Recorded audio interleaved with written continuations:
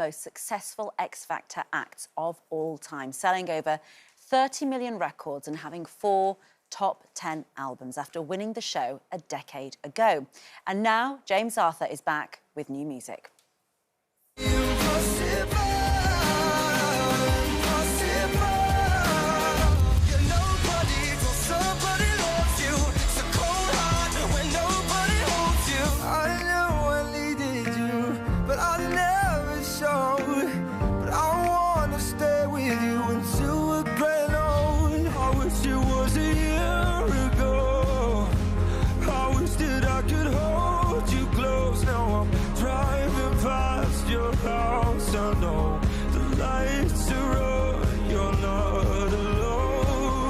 Yeah, we were just chatting about all your music. Yeah. Actually, James is here now. I was just saying that when you go on tour, do you feel like you have to play Impossible from the very... Because your fan base started from that moment, didn't it? Exactly that, yeah. I mean, yeah, a lot of fans that come to the shows might want to hear that song. So I think what keeps it interesting is just trying to evolve it or develop it in a way that is different to for you as well, so you remain interested. Otherwise, in it's torturous to play the same. Yeah, because also your life has moved on. You're in a different place to where you were 10 years ago. Yes, and so your new music is more reflective of you today, isn't it? That's right. Yeah. I mean, I used to kind of look at it like I want to play the new album. I don't want to play the old songs, and I want to be known for what I'm doing right now. But I kind of feel blessed that I'm like, Absolutely. Well, when you look at the numbers, I mean, I don't think a lot of people might not realise the deep success you've had because you've had a hiatus, because you've kept yourself away and come back and all of that, because you don't court publicity in the way that a pop star might. Yeah. I mean, I didn't realise this until I read it yesterday. In 2016,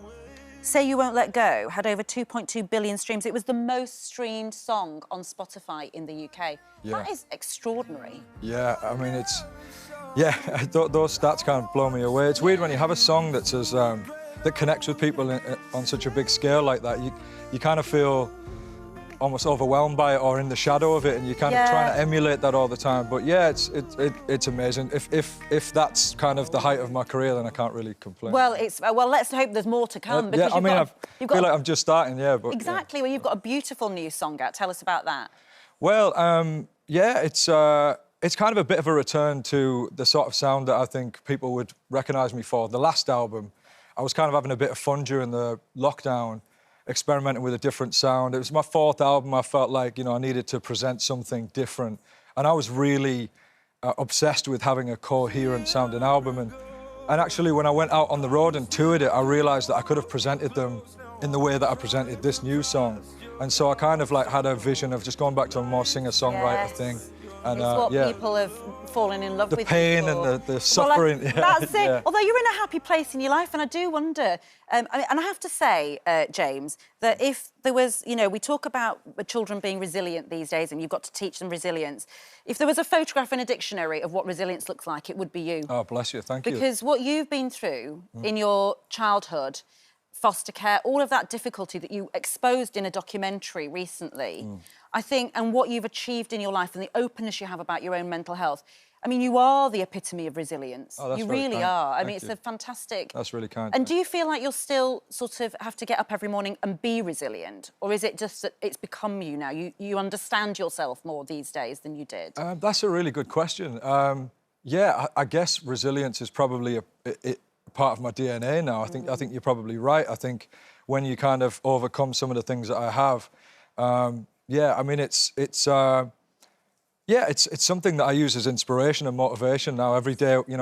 I do, like a lot of people, have trauma and things like that in my past and issues with mental health. But I think the motivation is to inspire others. And I wonder, you must have thought this. What would have happened if music hadn't been there for you? What would have become of you without the music? Because it seems like it's saved you. I don't know if that's too strong a word. Without a doubt, yeah. It's been kind of like my only friend at times. So yeah, no, absolutely, it's definitely saved me. I don't. That's a really good question. I don't know where I'd be. Probably best not to talk about that. Is it? About I try what not might to think have about that. Yeah, it could have been quite bad. And let's talk about Emily, because you wrote a song, didn't you, about Emily, Yeah. 2 years ago, and now Yeah. she's arrived. It's a remarkable thing. Yeah, as if I'd like manifested it. You or something. manifested a daughter into your life. I did, and I'm sure there were other things that happened to bring her into the no, world, yeah. but we don't need to I mean, talk it's about that. it's all the cliches are true. It's the best thing that's ever happened to me. But yeah, I did. I was in the studio.